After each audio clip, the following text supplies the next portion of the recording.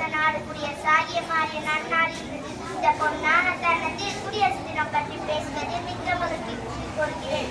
ஜனவரி 26 நாம் 77வது குடியரசு தினத்தை கொண்டாடுகிறோம். 1950ஆம் ஆண்டு ஜனவரி 26 நாளன்று தான் நமது பாரதம் குடியரசு நாடாகியது. ஒவ்வொரு ஆண்டும் இந்த நாளை மிகுந்த உற்சாகத்துடனும் மகிழ்ச்சியுடனும் கொண்டாடுகிறோம். குடியரசு என்றால் மக்களாட்சி என்று பொருட்படுகிறது. தேர்தல் மூலம் மக்கள் விரும்பிய ஆட்சியாளர்களை தேர்ந்தெடுத்துக் கொள்ளும் முறையே குடியாட்சியாகும். இந்தியா 1947ஆம் ஆண்டு விடுதலை அடைந்த பிறகு நாட்டிற்கான அரசியலமைப்பு சட்டம் உருவாக்கும் பணியை இந்தியாவின் முதல் பிரதமர் திரு ஜவஹர்லால் நேரு டாக்டர் அம்பேத்கர் அவர்களிடம் ஒப்படைத்தார்.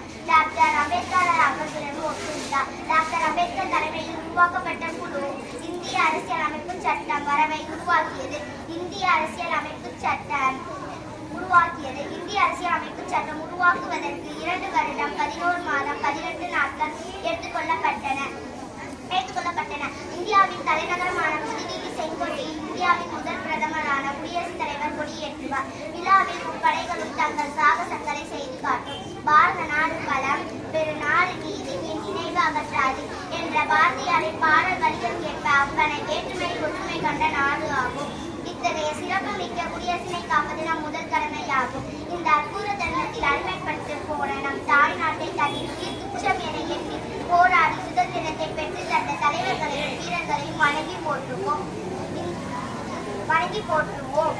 வேற்றுமையில் ஒற்றுமை என்னும் நம் தனித்துவத்தை மேலும் வலுவாக்குவோம்.